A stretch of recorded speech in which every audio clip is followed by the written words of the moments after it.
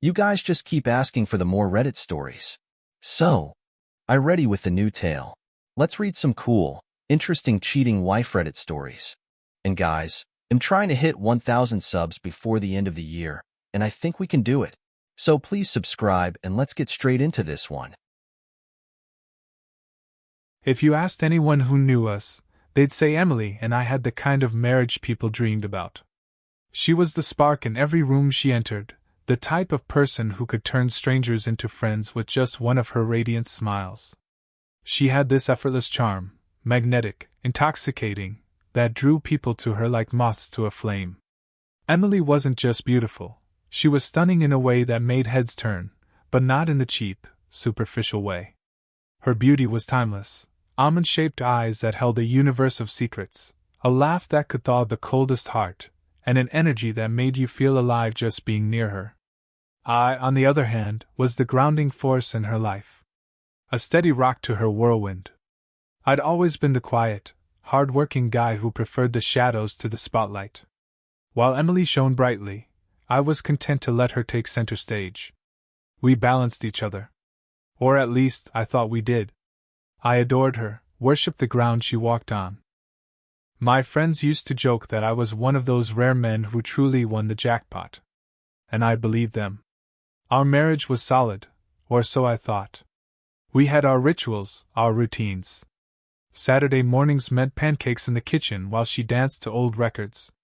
Evenings meant cuddling on the couch, her head resting against my shoulder as we watched whatever movie she picked. Emily was ambitious, too.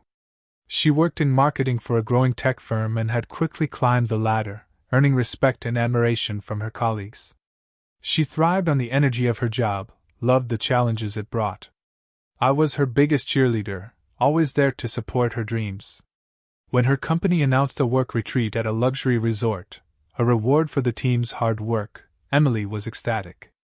I remember the way her face lit up when she told me about it, her excitement bubbling over as she described the spa treatments, the gourmet dinners, and the networking opportunities.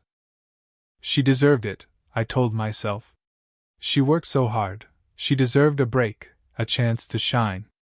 The week before she left, things between us were electric. Emily was more affectionate than usual, almost giddy. I chalked it up to her excitement for the retreat, but looking back, I wonder if it was something else entirely. Maybe it was guilt, or maybe it was the thrill of what was to come. I didn't know then that the retreat would be the beginning of the end, the moment everything I thought I knew about my wife and my marriage would start to unravel. The day Emily left for the retreat, I stood in the driveway and watched her car disappear down the street. She'd packed meticulously, her excitement evident in the way she had hummed to herself that morning. "I'll call you every night," she promised, leaning in to kiss me goodbye, her perfume lingering in the air long after she'd gone. I believed her. Of course I did. Why wouldn't I? That night, I waited for her call. I pictured her in her hotel room, laughing with her colleagues, maybe indulging in a glass of wine after a long day of seminars and team-building exercises. But when the call finally came, something felt off. Her voice was upbeat, casual, but there was a distance to it that I couldn't quite place. "Hey, babe," she said, a slight slur in her words. "The resort is amazing. The food, the pool, it's just incredible." "That's great, Em," I said, smiling at the sound of her voice, even as a nagging unease settled in my chest. "You sound like you're having fun." "I am," she replied quickly. Too quickly. "The team's great. Everyone's just so relaxed, you know? Anyone there I've heard you talk about?" I asked, trying to keep the conversation going. She hesitated, just for a beat, but it was enough to make my stomach twist. "Just the usual," she said lightly. "Oh, and there's this new guy, Alex. He's from the Boston office. He's kind of charming, I guess? Everyone loves him." Alex. I didn't think much of it then. Just another name, another face in a sea of colleagues. But that name would come back to haunt me. Over the next few days, Emily's calls became less frequent. When they did come, they felt rushed, as if she were squeezing me in between more important things. I told myself not to overthink it. She was busy, I reasoned, caught up in the whirlwind of workshops and team dinners. Still, a gnawing doubt lingered, growing stronger with each passing day. On the fourth night, she didn't call at all. I stayed up late, staring at my phone, checking for messages that never came. By midnight, I couldn't shake the heavy weight pressing down on me. Something wasn't right. I told myself I was overreacting, letting my imagination run wild. But deep down, I knew better. The next day, I finally heard from her around noon. "Sorry I didn't call last night," she said breezily. "We got caught up in a game of charades, and then it was so late. I didn't want to wake you." Her words felt rehearsed, too polished. "Charades?" I asked, trying to sound amused. "That sounds fun." "Yeah," she said, laughing. "You should have seen Greg from accounting. He's terrible at it." She was talking too much, filling the space with pointless details.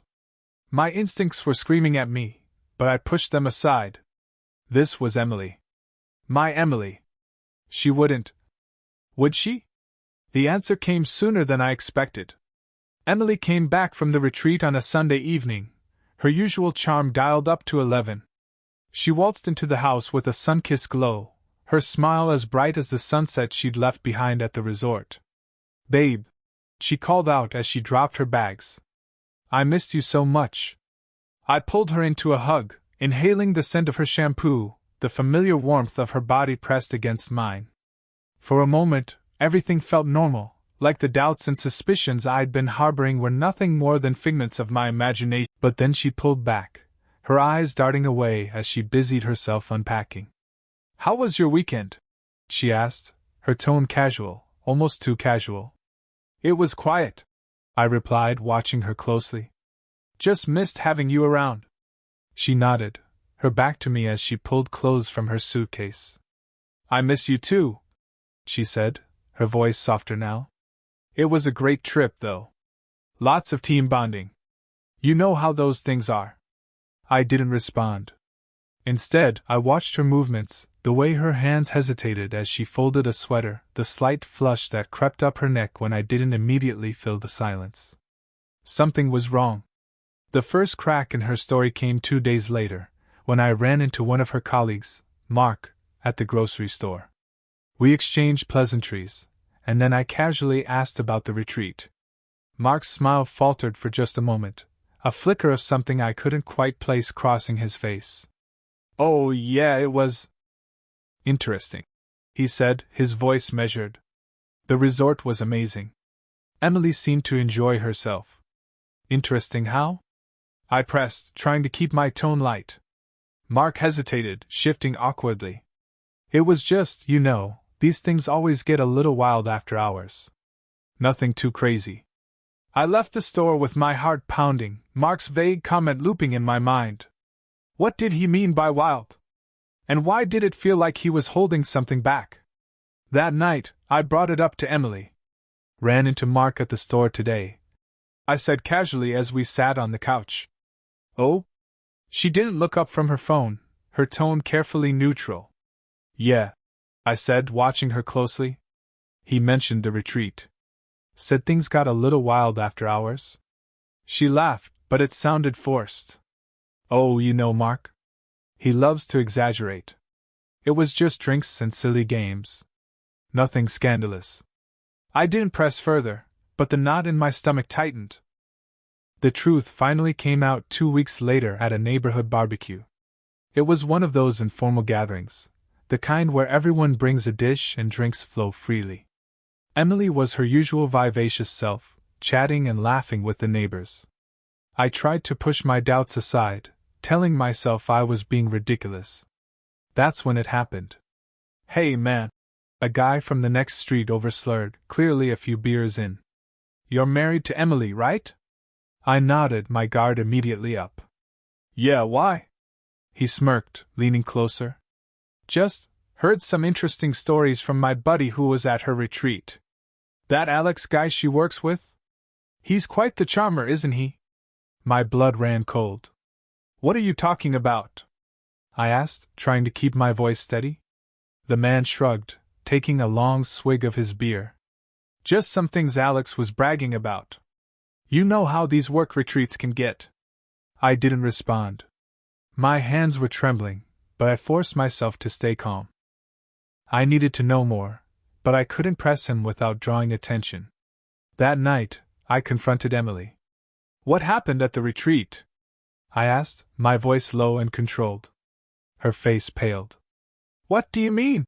She asked, feigning innocence. You know what I mean, Emily, I said, my voice rising slightly. What happened with Alex? Her eyes widened, panic flickering across her face. Nothing happened, she said quickly. Too quickly. Who told you something happened?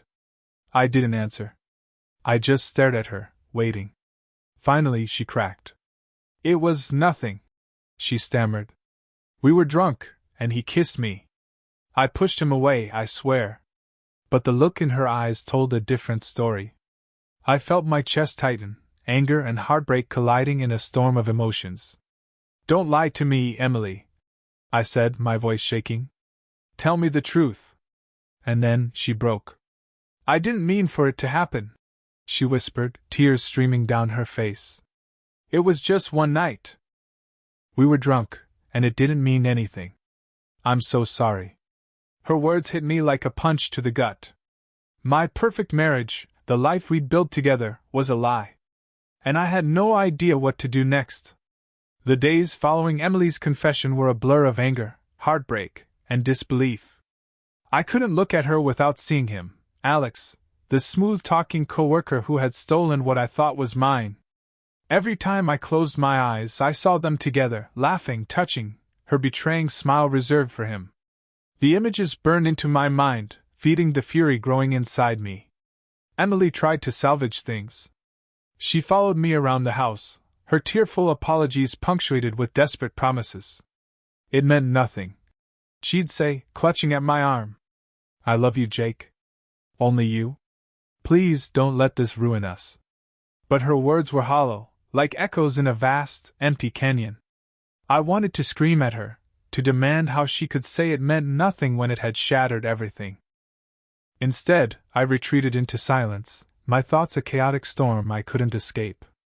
At night, I lay awake in the guest room, staring at the ceiling. The weight of her betrayal pressed down on me, making it hard to breathe. She was sleeping in our bed, the bed where we'd shared countless memories, dreams, and moments of intimacy.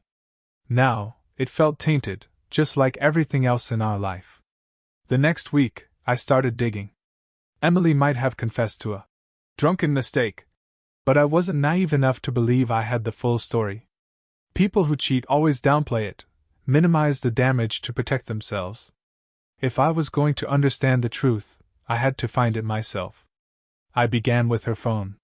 She'd become more protective of it since her confession, but years of trust had made her careless. She'd leave it unlocked when she showered, assuming I wouldn't check. But I did. And what I found made my blood boil. Buried in her messages was a thread with Alex. She tried to delete most of it, but a few damning exchanges remained. Alex, can't stop thinking about the retreat. You looked stunning that night. Emily, Alex, we agreed not to talk about it. It was a mistake. Alex, mistakes don't feel that good, Emily. You know you want to see me again. My hands trembled as I took screenshots of everything. The casual arrogance in his words, the lack of remorse, they stoked the embers of my rage into a full-blown inferno. This wasn't just a one-time thing. He wanted more. Maybe she did too. I wasn't going to let him win. The turning point came during a work dinner Emily attended 2 weeks later. She was still walking on eggshells around me, trying to regain my trust, so she made sure to tell me where she was going and with whom. It's just a team dinner, she said, her voice hesitant. Alex won't even be there. But I didn't believe her. I had no reason to. That evening, I drove to the restaurant. I parked across the street, my heart pounding in my chest as I watched the entrance. Sure enough, about 20 minutes later, Emily walked in. A few moments after her, Alex arrived, his confident swagger and tailored suit making him easy to spot. I clenched the steering wheel, my knuckles white. They weren't even subtle. He leaned in close when he greeted her, his hand brushing her arm in a way that made my stomach churn. The laughter that followed, the same laugh she used to save just for me, was the final straw. I didn't confront them. Not yet. A scene at the restaurant would draw too much attention, and I wanted to handle this on my terms, not theirs. But as I drove home, an idea began to take shape. A dark, satisfying idea. Revenge. It was all I could think about as I lay awake that night. I didn't want to forgive Emily. I didn't want to fix things. I wanted her to feel the same soul-crushing pain she had inflicted on me. I wanted Alex to know he'd messed with the wrong man. I started planning the next day. It had to be perfect, calculated, meticulous, and devastating. I didn't just want revenge. I wanted to destroy them both in a way they'd never forget. Revenge wasn't just an idea anymore, it was a necessity. I didn't see it as petty or vindictive, it was justice. They had torn apart my life, my sense of stability, and my self-worth. Now it was my turn to do the same. I started with Alex. He was the easy target. A guy like him, a smooth-talking, self-absorbed coquette, had a trail of secrets, and I was going to dig them all up. A few phone calls to some mutual connections at Emily's workplace revealed more than I expected. Alex had a reputation, all right. He wasn't just a flirt, he was a serial cheater, and not just with colleagues. His latest affair had already caused trouble with a client's executive assistant, nearly costing him his job. Next, I hacked his social media accounts. Well, hacked might be a strong word, I guessed his password. It was laughably predictable. Boston Alex 123. In his private messages, I found a treasure trove of explicit exchanges, not just with Emily but with at least 3 other women. Screenshots were taken. Evidence was building. I knew I'd need more, though, to fully dismantle him. Then came Emily. This part hurt the most. Gathering ammunition against my own wife felt like betrayal stacked upon betrayal, but she'd left me no choice. Late one night, while she was asleep, I installed spyware on her laptop. I felt dirty doing it, but my resolve outweighed my guilt. Within days, the software began capturing everything: her emails, her browsing history, even her keystrokes. It was worse than I'd imagined. The one-night mistake with Alex? A lie. They'd been meeting regularly since the retreat. Hotel receipts, explicit emails, even a shared Google Calendar entry for a lunch meeting at a boutique hotel downtown. The betrayal ran deep, far deeper than I'd allowed myself to believe. One of the most damning emails came from Emily herself. I don't know how much longer I can keep this from Jake. He's suspicious. I feel so guilty, but I can't stop thinking about you. You make me feel alive again. Alive. That word hit me like a bullet. Was I dead to her? Had our marriage been so lifeless that she needed this smirking parasite to remind her she was breathing? The plan began to take shape. First, I anonymously sent Alex's cheating history, along with the explicit screenshots, to his boss and HR department. I included a well-worded letter about workplace harassment and the company's responsibility to act. If there's one thing corporate hates more than bad press, it's a lawsuit.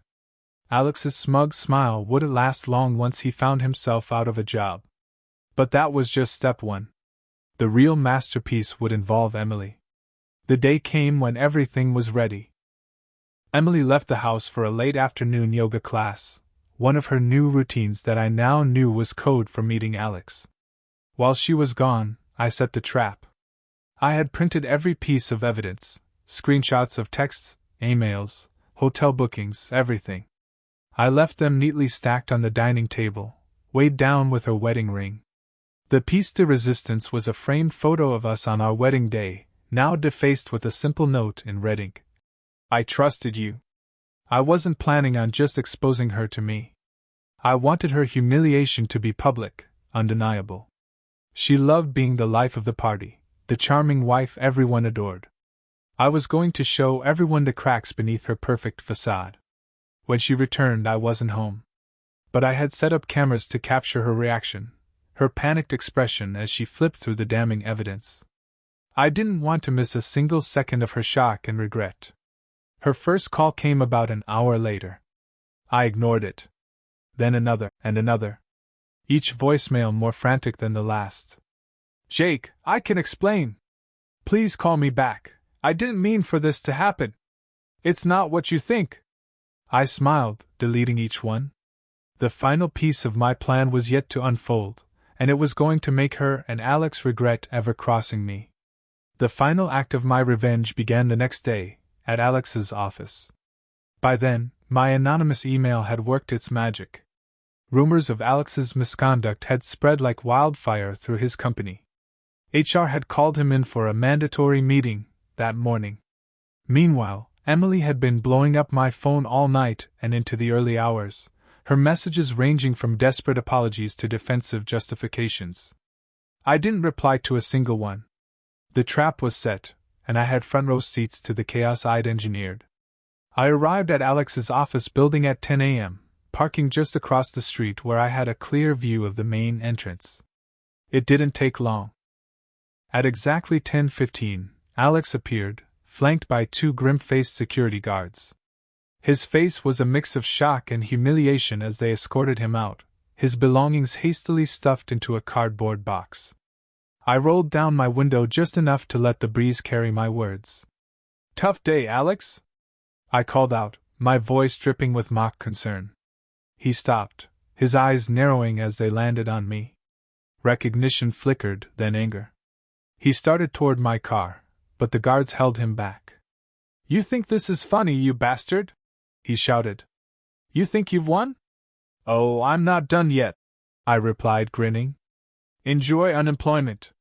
I didn't wait for his response.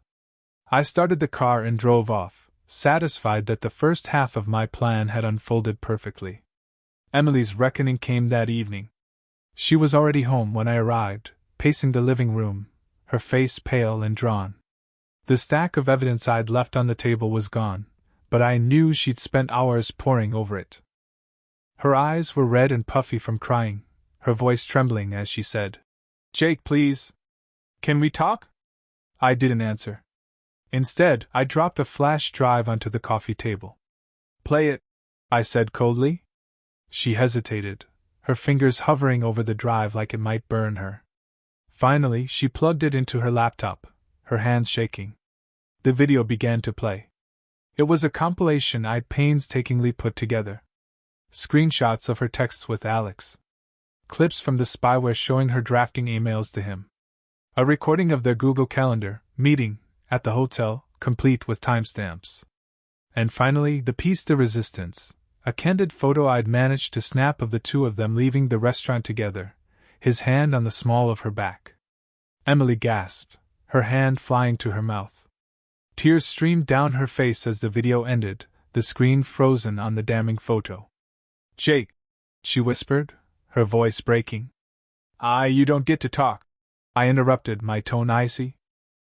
"Not yet." I took a deep breath, steadying myself before delivering the next blow.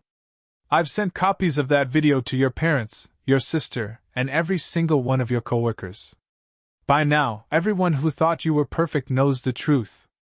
Her eyes widened in horror. "You didn't." "Oh, but I did." My voice was cold, unrelenting. "You wanted to humiliate me? To make me feel small? Well, congratulations. You've succeeded. And now, everyone gets to see the real Emily." She broke down, collapsing onto the couch in a sobbing heap. "I'm sorry," she choked out. "I didn't mean for any of this to happen. I made a mistake, a terrible mistake."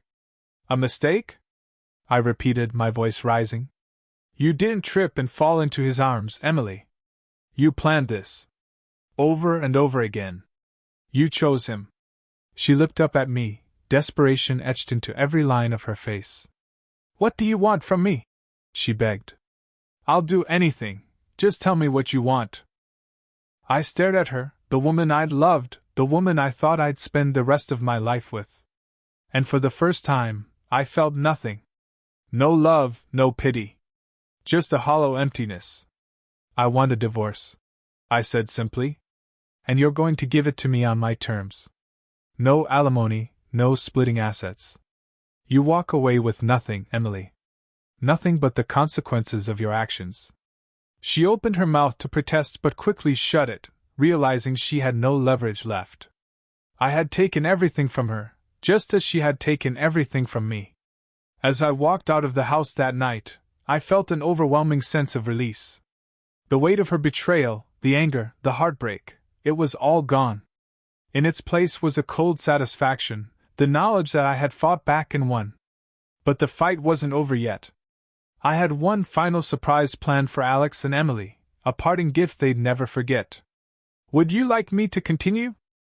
By the time the dust settled on my initial revenge, Emily's world was already crumbling. She'd lost her job. Her company didn't appreciate the drama of her affair becoming office gossip, thanks to the email I'd anonymously forwarded to their HR team. Her family was furious, bombarding her with questions she couldn't answer without shame. But I wasn't done yet. Alex was next in line, and I had something special planned for him. It started with the lease for the boutique apartment he'd been renting on the side, a little love nest he hadn't bothered to keep secret from his landlord.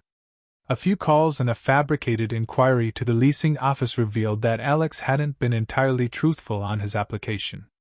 His credit score was padded with inaccuracies, and his reported income was exaggerated by tens of thousands. I forwarded the proof, along with a polite note, to the landlord. A week later, Alex was evicted. For good measure, I dropped some incriminating screenshots, emails and photos from his other affairs, into his wife's inbox. It didn't take long for her to respond. She packed up and left him, taking their kids with her and filing for divorce the very next day. One down. Emily, meanwhile, was struggling to keep her head above water. She moved into a dingy apartment on the other side of town, the kind of place she used to mock as soul-sucking. Her friends, many of whom were married couples who had admired our relationship, started distancing themselves. It's amazing how quickly people will disappear when someone's mask slips. I could tell she was desperate. Her texts became more frequent, oscillating between rage and pleading. "Why are you doing this to me?" one message read. "We could have fixed this, Jake. We were good together. You're ruining my life." Another came late at night, and for the first time in weeks, it stopped me in my tracks. "I don't deserve this. I'm not okay. Please, just talk to me." I stared at the message for a long time, the weight of her words pressing on my chest. A part of me wondered if I'd gone too far, but then I remembered the late nights she spent with Alex, the lies, the betrayal. I remembered the look on her face when she begged me to trust her, even as she was stabbing me in the back. I didn't reply. The final part of my plan was bold, but I knew it would be the most satisfying. It required timing and a little technical know-how, but I'd already proven that my newfound cunning could outpace any obstacle. It started with an anonymous tip to Alex's new employer. He managed to land another job, though a far less prestigious one, and I couldn't let that stand. The tip detailed his unethical behavior at his previous job, complete with screenshots of his personal indiscretions that had affected company operations. Within days, he was fired. The icing on the cake came later that week, during an office happy hour I knew he'd be attending. With a little digging, I'd found out about a private group chat among his coworkers. I infiltrated it, posing as a frustrated former colleague, and dropped every piece of evidence I had about Alex's affairs, his lies, and his recent firing. When Alex arrived at the bar, he was met with icy stares and a wave of laughter as his coworkers pulled out their phones to review the damning messages. By the time he realized what had happened, it was too late. His reputation was in shambles, and he stormed out, humiliated. Emily reached out again that night, this time leaving a voicemail. "Jake, I don't know what you're trying to prove, but you've done it, okay? You've ruined everything. I don't even recognize my life anymore. I know I hurt you, and I'm sorry. I'll spend the rest of my life being sorry. But please, please stop. I don't know if I can take any more of this." Her voice cracked as she spoke, and for a moment, I felt a pang of guilt. But it was fleeting. She had made her choices. I was just making sure she faced the consequences. The next morning, I sat in my kitchen, drinking coffee and watching the sun rise. For the first time in months, I felt lighter. I wasn't proud of everything I'd done, but I wasn't sorry either. Emily and Alex had taken something from me, my trust, my dignity, my peace of mind. Now they'd lost something too. It's been 3 months since I detonated their lives. Alex moved out of state, the wreckage of his reputation trailing behind him like a storm cloud. From what I've heard, his wife took everything in the divorce, full custody of the kids, their house, even his car. He's living in a cramped apartment somewhere, bouncing between short-term gigs and trying to stay afloat. Emily, well, her fall from grace has been a lot harder to watch. Not because I feel sorry for her, but because there was a time when I loved her more than anything. She's still living in that dreary apartment, working a dead-end job to make ends meet. The vivacious, ambitious woman I married is gone, replaced by someone who looks hollow and lost. I've seen her a few times, at the grocery store, at a red light, and each time, she looks smaller, her once bright eyes dull and empty. Part of me wonders if I went too far. But then I remember the way she laughed with Alex, the way she kissed me after being with him, and the way she lied to my face. I didn't destroy her, she destroyed herself. As for me, I'm rebuilding. It hasn't been easy. The nights are still the hardest. Lying in bed alone, staring at the empty side where she used to sleep, my mind drifts to all the moments that could have been if she hadn't chosen to betray me. But I'm learning to live with it. Therapy has helped. My therapist, a soft-spoken woman with kind eyes, told me that my revenge, while cathartic, won't heal the wounds she left behind. Healing comes from within, she said during one session. Not from destroying others. She's probably right. But I needed to burn it all down before I could even think about building myself back up. Last week, I finalized the divorce. Emily didn't contest it. She signed the papers without a word, her hand trembling as she handed them back. When I walked out of the lawyer's office, I felt an overwhelming sense of relief. It was like cutting the last thread that tied me to the life we'd built together, a life that turned out to be nothing but a lie. I'm not the same man I was before all this. Some days, I don't even recognize myself. I've learned how far betrayal can push a person, how easily love can turn into something darker. But I've also learned that I'm stronger than I thought. People have asked if I'll ever forgive Emily. The truth is, I don't know. Forgiveness feels impossible right now, but maybe one day, when the anger fades and the scars aren't so raw, I'll be able to let it go. Not for her, but for me. For now, I'm focused on moving forward. There's a world out there that I'd forgotten about while I was drowning in the misery of my marriage. New friends, new places, new opportunities. I've started traveling, solo trips to places I always wanted to see but never made time for. And who knows? Maybe someday, I'll find someone new. Someone who knows the value of trust, who won't throw it away for a fleeting thrill. But if there's one thing I've learned, it's that I don't need anyone else to define my happiness. I can do that on my own. As I sit here typing this out, I feel a strange mix of emotions. Writing this has been cathartic, like closing the final chapter of a book I never wanted to read. To anyone out there going through something similar, all I can say is this: it gets better. Maybe not today, maybe not tomorrow. But eventually, the pain fades. And when it does, you'll realize that the person who betrayed you didn't destroy you, they set you free. Thanks for listening, Reddit. TLDR, my wife cheated. I got my revenge. Now I'm finding my way back to myself. Oh my god. Another really good one. I really hope you enjoyed this Reddit story video. I had a great time reading this. If you want more of this kind of content, just leave a comment, let me know. Follow my channel. I'm really trying to hit 1,000 subs before the end of the year. And we can do it. It's going to happen, guys. Thank you so much. Now, everybody have a great night and have a sweet dreams.